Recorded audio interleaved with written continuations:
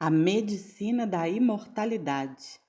Viva o suficiente para viver para sempre. De Ray Kurzweil e Terry Grossman. Podemos viver o suficiente para viver eternamente. Não aceite com condescendência aquele boa noite. A velhice deve arder e enfurecer-se ao final do dia. Enfureça, enfureça contra a morte da luz. Dylan Thomas. Não quero ser imortal por meio de minha obra. Quero atingir a imortalidade por não morrer. Woody Allen. Escrito no auge da Guerra Fria, em 1966, o livro de ficção científica de Isaac Asimov, Viagem Fantástica, desviou o fascínio do público da viagem espacial para uma jornada ainda mais fascinante: a viagem ao interior do corpo humano. No livro, cientistas do Nosso Lado, bem como do anônimo Outro Lado, desenvolveram uma tecnologia miniaturizada que prometia vitória a quem a aperfeiçoasse primeiro. Contudo, a tecnologia tinha uma falha fatal: a miniaturização acabava rapidamente. O professor Bennis descobriu uma inovação que superava esta limitação, mas, antes de ter a chance de divulgar sua invenção crucial, entrou em coma, com um coágulo sanguíneo potencialmente fatal no cérebro. Em um contexto de intriga internacional, Nosso Lado enviou um submarino com uma equipe de 5 pessoas, usando a tecnologia miniaturizada, ainda com limitações temporais, para viajar dentro do corpo de Bennis e destruir o coágulo. A equipe incluía o piloto Owens, que dirigia o submarino Proteus, agora do tamanho de uma célula. Duval, um neurocirurgião brilhante, encarregado da missão médica. Peterson, a bela cirurgiã assistente. Papel desempenhado por Raquel Welch, na famosa versão cinematográfica. Michaels, um especialista em circulação humana. E Grant, o líder da missão da Central de Inteligência. No decorrer do drama, leitores e cinéfilos vivenciam uma viagem genuinamente fantástica pelo corpo humano, enquanto a tripulação intrépida luta com enormes glóbulos brancos, anticorpos insidiosos, plaquetas irritantes e uma miríade de outras ameaças. À medida que tenta atingir a meta antes que a miniaturização catastroficamente acabe. A metáfora de viagem fantástica encaixa-se em nosso livro em vários níveis. Primeiro, esperamos oferecer a vocês, leitores, uma viagem fantástica pelo corpo humano. Nossa compreensão dos complexos processos subjacentes à vida, à doença e ao envelhecimento progrediu muito desde 1966. Agora, temos uma capacidade sem precedentes de entender a biologia de minúsculas estruturas moleculares. Além disso, temos a oportunidade de expandir amplamente nossa longevidade, melhorar o bem-estar e ampliar nossa capacidade de vivenciar o mundo que nos cerca. O fascínio de Asimov pela miniaturização era profético. Estamos, agora, nas etapas iniciais de uma profunda revolução na qual, de fato, reduziremos nossa tecnologia ao nível molecular. Na verdade, estamos desenvolvendo submarinos do tamanho da célula sanguínea, chamados nanorobôs. Robôs cujas principais características são mensuradas em nanômetros ou bilionésimos do metro, a serem enviados ao interior do corpo humano em missões vitais de saúde. Embora não vamos nos encolher, literalmente, para viajar nesses nanorobôs, como na história imaginária de Asimov, ou, ao menos, não nas próximas décadas. Seremos capazes de nos colocar em ambientes de realidade virtual e ver pelos olhos desses minúsculos robôs. Conseguiremos controlar seus movimentos como se estivéssemos dentro deles, assim como soldados, hoje, usam controle remoto em sistemas de armas inteligentes. A imortalidade ao nosso alcance.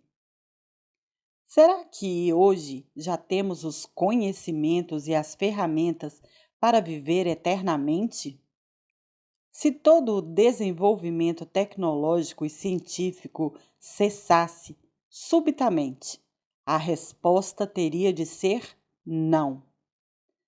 Temos os meios para retardar dramaticamente o processo patológico e de envelhecimento, muito mais do que a maioria pensa. Mas ainda não dispomos de todas as técnicas necessárias para prolongar a vida humana indefinidamente. Contudo, está claro que, longe de parar, o ritmo das descobertas tecnológicas e científicas está se acelerando.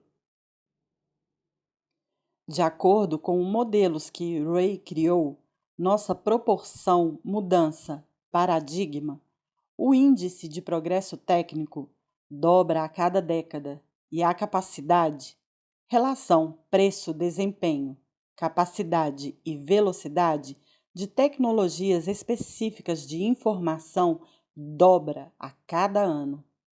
Portanto, a resposta à nossa pergunta é, de fato, um sim definitivo.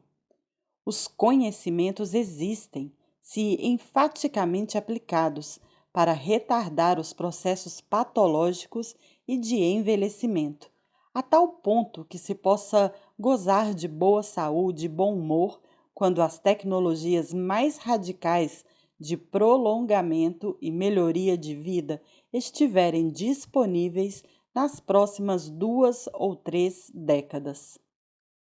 O especialista em longevidade e gerontologista Aubrey de Grey usa a metáfora de cuidar de uma casa para explicar esse conceito-chave. Quanto tempo dura uma casa? A resposta, obviamente, depende de como cuidamos dela. Se não fizermos nada, o telhado logo apresentará goteiras. Água e intempéries irão invadi-la e a casa acabará desintegrando-se.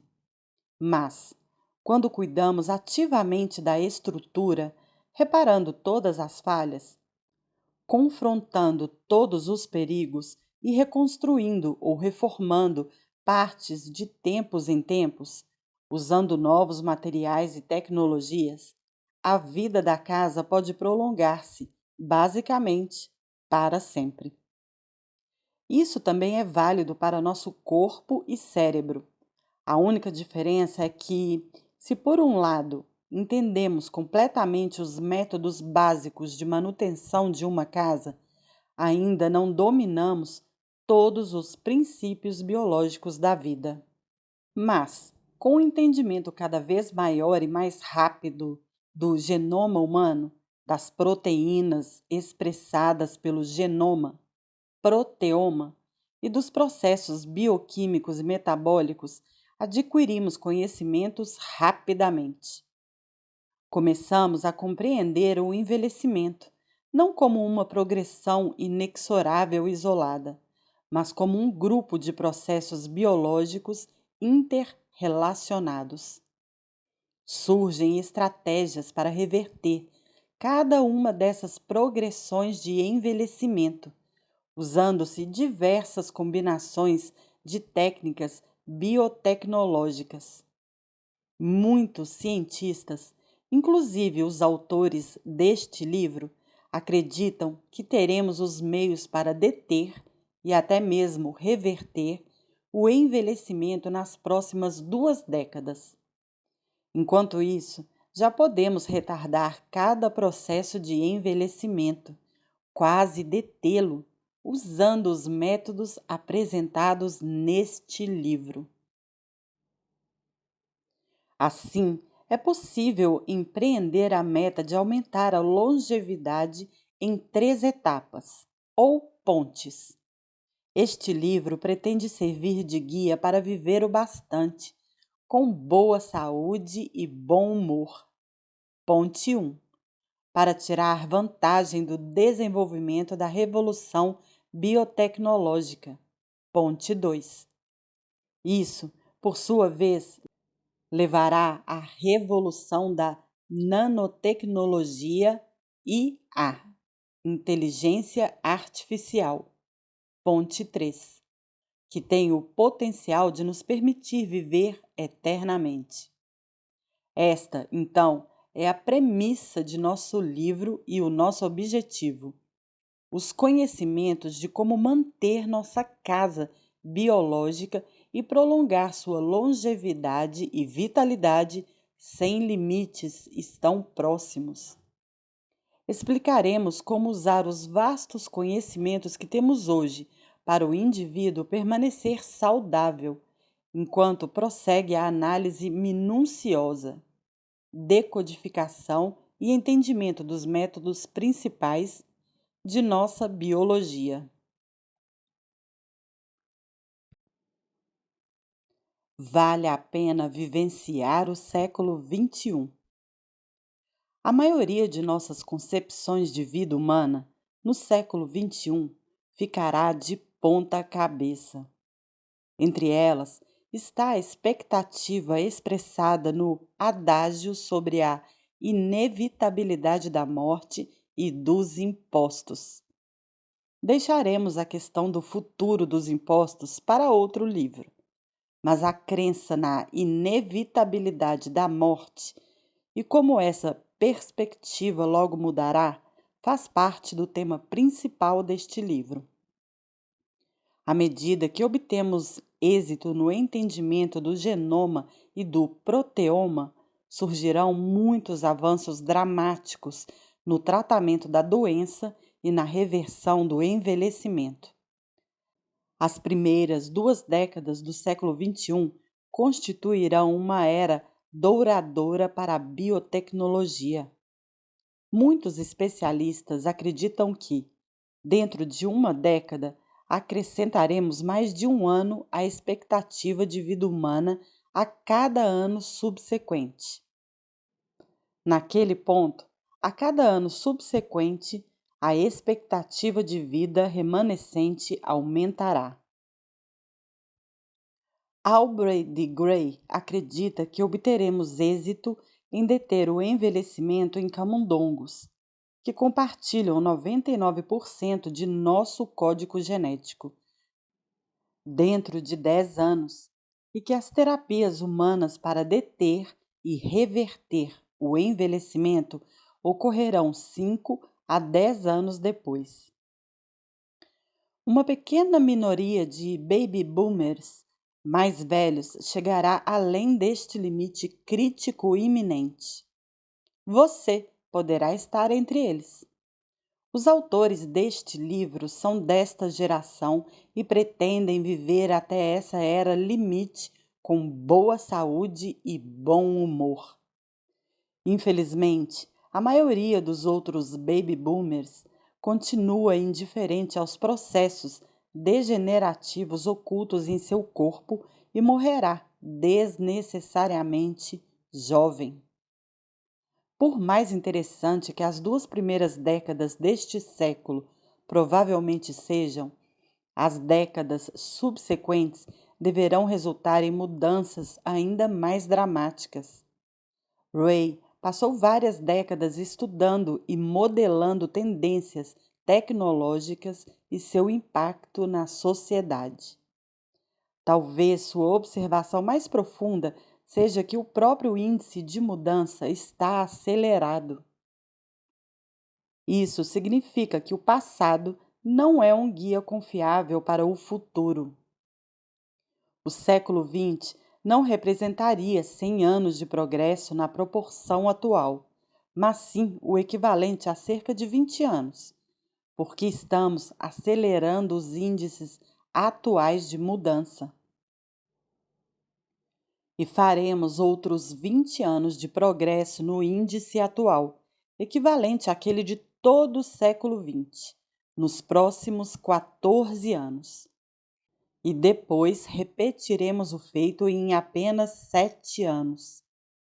Em consequência deste crescimento exponencial, o século XXI será igual a 20 mil anos de progresso no ritmo atual, 1000 vezes maior do que o testemunhado no século XX, que não foi nada ruim em termos de mudança.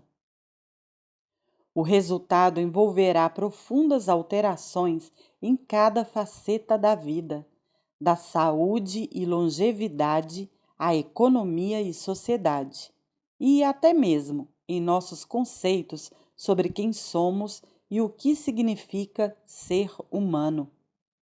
Dentro de poucas décadas, teremos os conhecimentos para revitalizar a saúde, expandir nossas experiências.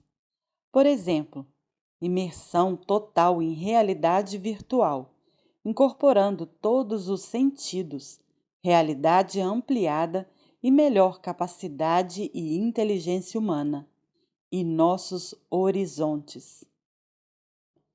À medida que perscrutarmos o século XXI, a nanotecnologia nos permitirá reconstruir e expandir nosso corpo e cérebro e criar praticamente qualquer produto a partir de meras informações, resultando em ganhos notáveis em prosperidade. Desenvolveremos meios para expandir amplamente nossas capacidades físicas e mentais, ao criarmos interfaces diretas entre nossos sistemas biológicos e a tecnologia gerada pelo homem. Embora a capacidade humana de assumir o comando do curso da vida e da morte seja controversa, acreditamos que a habilidade de ampliar nossos horizontes é um atributo singular e desejável de nossa espécie. E sem dúvida, acreditamos que vale a pena o esforço de permanecer saudável e vital hoje para vivenciar este notável século que virá. Uma marcha de uma década para a saúde ou doença. As principais causas de óbitos: doença coronariana, câncer, acidente vascular cerebral, doença respiratória, doença renal, doença hepática e diabetes, não surgem da noite para o dia. Na verdade, consistem no resultado final de processos que duram décadas. Para ajudar a entender como os desequilíbrios, e há muitos existentes nos processos metabólicos subjacentes às funções vitais, podem resultar em doenças, desenvolvemos o programa de longevidade de Ray e Terry, que é apresentado no decorrer deste livro. Nosso programa constitui-se da ponte 1, como mencionado acima, e ponte 2 e 3, que são detalhadas no capítulo 2. As orientações que damos sobre como manter o corpo otimamente saudável, desde o que ingerir, alimentos e água, capítulo 4, até como ajustá-lo, estresse e equilíbrio, capítulo 23. Permitem que seja determinado o status específico da saúde e ensinam como empreender a ação corretiva eficaz, se necessário. Nosso programa exige tempo e dedicação para sua implementação, mas as recompensas são consideráveis. Ganhos significativos na maneira de sentir, inclusive o alívio de vários desconfortos, melhor funcionamento gastrointestinal, reversão da fadiga, recuperação do sono, melhora do humor e conquista do peso ideal. Uma sensação de bem-estar muito maior e aumento dos níveis de energia. O conforto de o indivíduo saber que está no caminho para a saúde em longo prazo, enquanto reduz significativamente o risco de doenças crônicas como, por exemplo, doença coronariana, acidente vascular cerebral, diabetes tipo 2 e câncer. O tratamento médico convencional visa a lidar com processos degenerativos em longo prazo apenas depois que irrompem em doença clínica avançada. Mas, então, já é tarde demais. É como alguém se aproximar de um penhasco, caminhando de costas. É preciso entender que o precipício está próximo e que deve parar. Depois que caímos, não há muito o que fazer. É este o objetivo deste livro: proporcionar os conhecimentos e as medidas específicas a serem tomadas, o mais rapidamente possível, para prolongar a vida, a vitalidade e o bem-estar. Quem é o inimigo? Vale a pena considerar o processo de reversão e superação da progressão perigosa da doença como se fosse uma guerra. Como em qualquer guerra, se o inimigo está prestes a cruzar os portões, ou pior, se já os cruzou, é importante mobilizar todos os meios possíveis de inteligência e armamento. É por isso que defendemos que os perigos principais devem ser atacados em várias frentes. Por exemplo, analisaremos 10 abordagens que devem ser praticadas simultaneamente para prevenir a doença coronariana, sobretudo em indivíduos com elevados fatores de risco. Mas, se combater a doença e prolongar a longevidade e a vitalidade consistem em uma guerra, quem é o inimigo? Encabeçando a lista, devemos colocar nós mesmos. Obviamente, questões de saúde ganham nossa atenção assim que a doença clínica se manifesta. Mas a maioria dos indivíduos não consegue se concentrar na prevenção e no melhoramento da saúde antes da eclosão de sintomas explícitos. Infelizmente, a profissão médica é orientada para detectar e tratar essas condições apenas depois que atingem o ponto crítico. Medicina de controle de sintomas. Portanto, a maioria da população recebe dos profissionais de saúde orientações limitadas sobre a prevenção de doenças. Não devemos esperar que outros indiquem o caminho para a cura.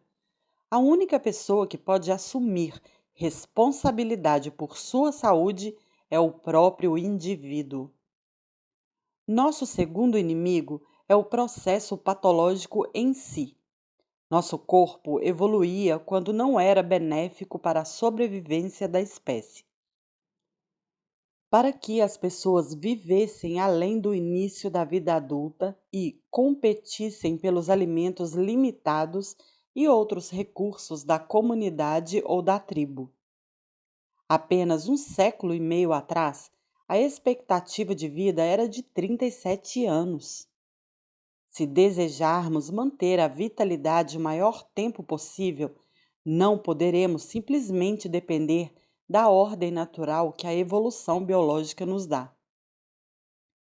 O terceiro inimigo é a opinião cada vez mais geral que se opõe ao prolongamento da vida, com base no fato de que ele, supostamente, viola a essência da natureza humana.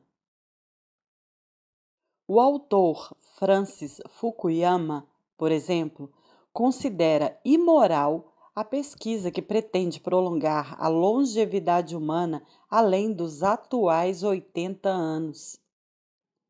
A oposição a certas tecnologias biológicas, por exemplo, as pesquisas com células-tronco, retarda terapias vitais para uma ampla variedade de patologias.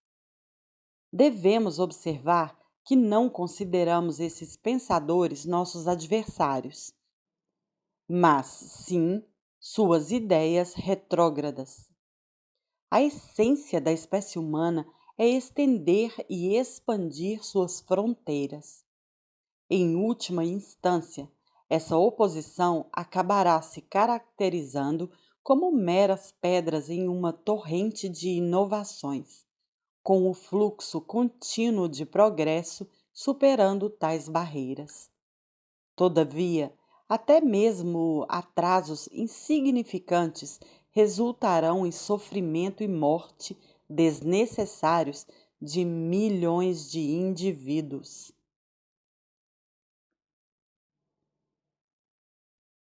As recomendações da saúde pública estão comprometidas desde o início.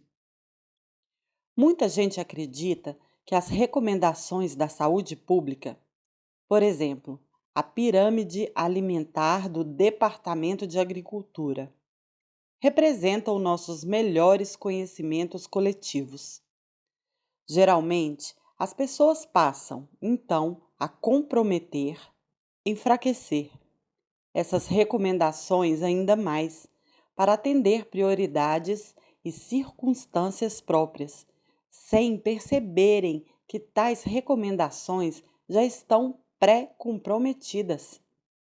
O resultado é um conjunto de diretrizes inócuas e um duplo comprometimento da saúde. As recomendações para vitaminas, por exemplo, continuam a ser dominadas pelo sistema RDA, ingestão diária recomendada. Mas este envolve apenas níveis mínimos para evitar deficiências vitamínicas específicas e não chega a refletir os níveis exigidos para a conquista da saúde ideal. As recomendações dietéticas em geral são reduzidíssimas. Por exemplo, as diretrizes nutricionais para portadores de diabetes tipo 2 não recomendam reduções marcantes de carboidratos. E as recomendações sobre o consumo de gordura são as mesmas para a população em geral. As diretrizes da Associação Americana de Diabetes são completamente ineficazes, apesar do fato de a evolução da doença, sobretudo em seus estágios iniciais, ser amplamente controlada por meio da nutrição. Podemos fazer as mesmas observações em relação às recomendações dietéticas para evitar a doença coronariana, o assassino número 1 dos Estados Unidos. Ao debatermos a natureza inócua de diretrizes públicas nutricionais com alguns profissionais de saúde, eles argumentam que os pacientes não seguem nem mesmo essas recomendações precárias, muito menos outras, mais rígidas. Nosso contra-argumento é que não seguem as diretrizes precárias exatamente porque não funcionam. Na verdade, seguir recomendações mais rígidas é mais fácil sob muitos aspectos. Seja, por exemplo, o consumo de carboidratos. A ingestão de carboidratos, sobretudo os de alto índice glicêmico, que se convertem rapidamente em açúcar na corrente sanguínea, gera a vontade de se ingerirem mais carboidratos. A tentativa de reduzir moderadamente o consumo de carboidratos passa a ser dificilíssima, porque a redução moderada nada faz para combater essa vontade de ingeri-los. É como sugerir que os fumantes simplesmente reduzam o número de cigarros consumidos diariamente. Mas a redução total de carboidratos, principalmente os de alto índice glicêmico, elimina eficazmente essa vontade de continuar ingerindo-os, tal como deixar de fumar de uma só vez.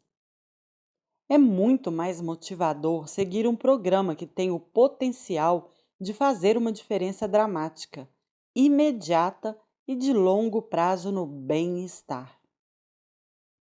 Como outro exemplo de recomendações comprometidas, a Diretriz de Saúde Pública para a Suplementação de Ácido Fólico é 400 microgramas por dia. Razoável como recomendação geral. Contudo, para indivíduos com níveis elevados de hemocisteína, uma causa importante de doença cardiovascular, a recomendação permanece igual a 400 microgramas por dia, inadequada para reduzi-los. A suplementação de ácido fólico de 2.500 microgramas ou mais por dia, contudo, é segura e eficaz na redução de hemocisteína, bem como outras recomendações que analisaremos posteriormente. A mesma situação é válida para recomendações sobre os níveis ideais de lipídios, gordura, no sangue. As diretrizes de saúde pública afirmam que o colesterol total deve ficar abaixo de 200 miligramas por decilitro e que a proporção do colesterol total em relação ao HDL, o chamado bom colesterol, deve ficar abaixo de 4,6. No entanto, mesmo indivíduos que atingem esses níveis ideais sofrem ataques cardíacos. Com que frequência uma pessoa que mantém regularmente um perfil lipídico desejável sofre um ataque cardíaco? A resposta é quase nunca. Mas esses níveis são, de fato, atingidos pela maioria? A resposta é sim. Então, por que não defini-los como metas? Nossa filosofia é apresentar recomendações ideais, segundo as pesquisas mais recentes. Muito se sabe sobre formas de modificar as tendências destrutivas da saúde em longo prazo, que resultam na vasta maioria de óbitos e doenças crônicas. Colocaremos à disposição nossos melhores conhecimentos sobre medidas eficazes e cada um poderá decidir, sozinho, que mudanças estará disposto a fazer.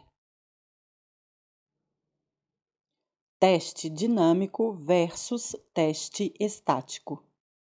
Outro aspecto singular de nosso programa é o amplo uso de teste dinâmico, ao invés de estático, para a detecção precoce de anormalidades, sempre que possível. Os testes dinâmicos avaliam a resposta do corpo a condições fisiológicas mutáveis ou estressantes, ao passo que os testes estáticos simplesmente geram mensurações em condições básicas, repouso. O teste de esforço físico, geralmente feito em esteira para avaliar a função cardíaca, é um exemplo de teste dinâmico comum. Em o teste de esforço, o eletrocardiograma, ECG, é monitorado tanto em repouso quanto sob condições de carga de trabalho crescente. é possível detectar a doença coronariana precoce em muito mais pacientes com o teste de esforço do que apenas com o ECG em repouso estático.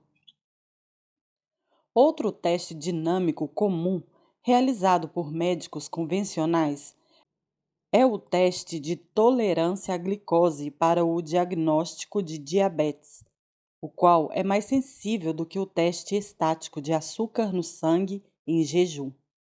Porém, como veremos no capítulo 9, o problema com o açúcar e insulina, o teste padrão de tolerância à glicose mostra apenas os níveis de açúcar no sangue, em resposta ao desafio provocado pelo açúcar consumido, ingestão, não revelando, assim, muitos casos precoces de diabetes.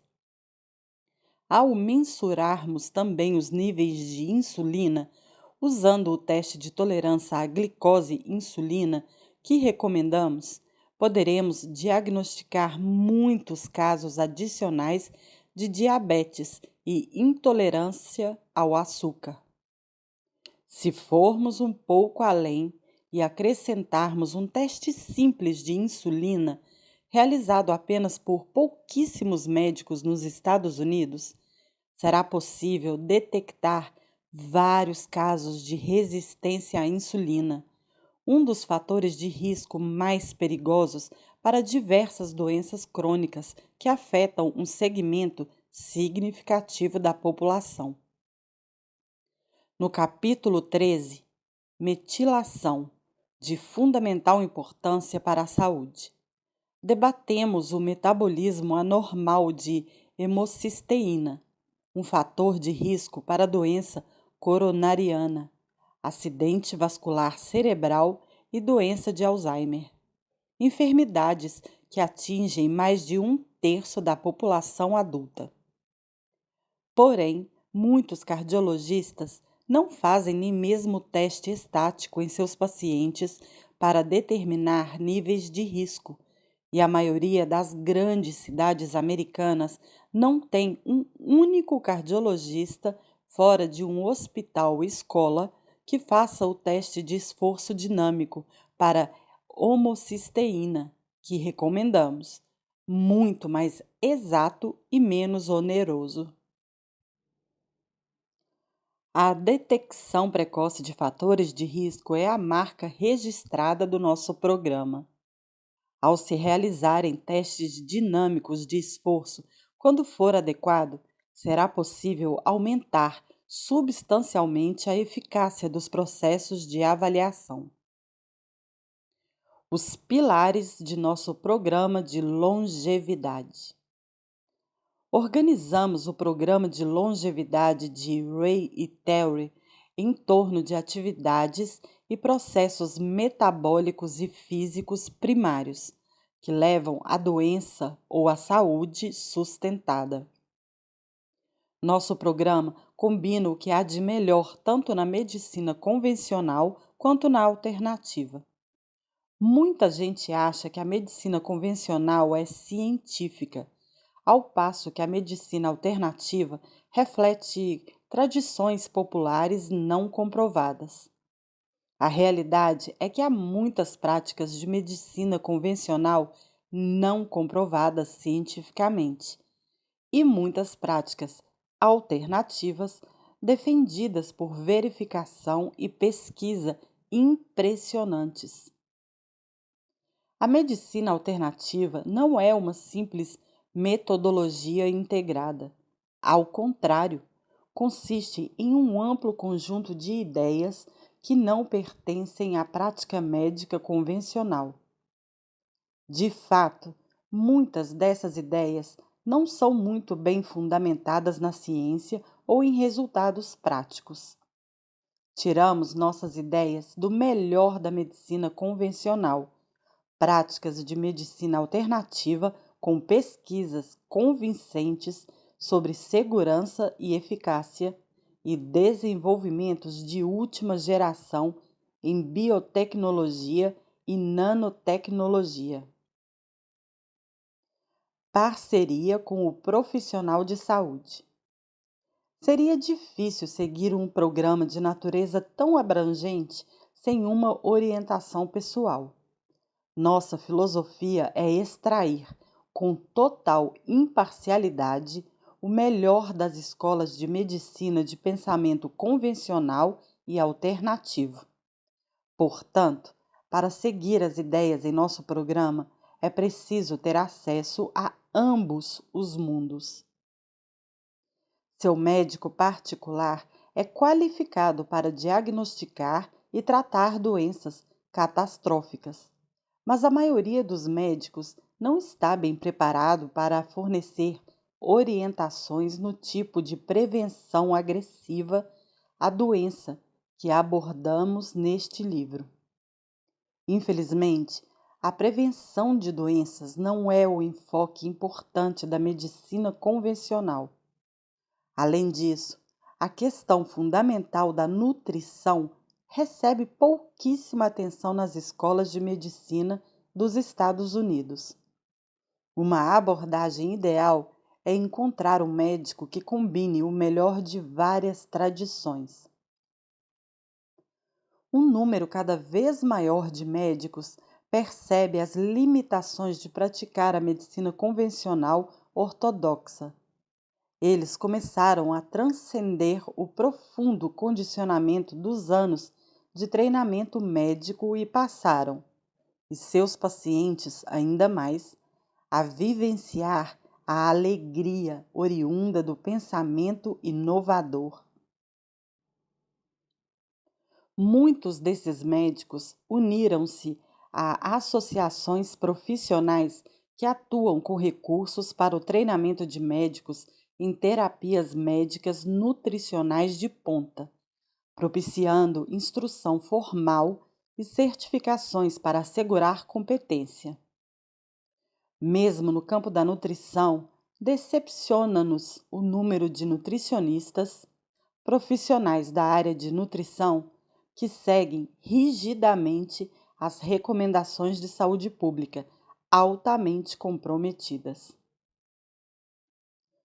O princípio mais importante: investigação contínua. Os conhecimentos aqui representados são inerentemente dinâmicos. Não se trata de um programa fixo que simplesmente adotamos. O princípio mais importante do programa é a investigação ativa, contínua, de novos conhecimentos de várias fontes.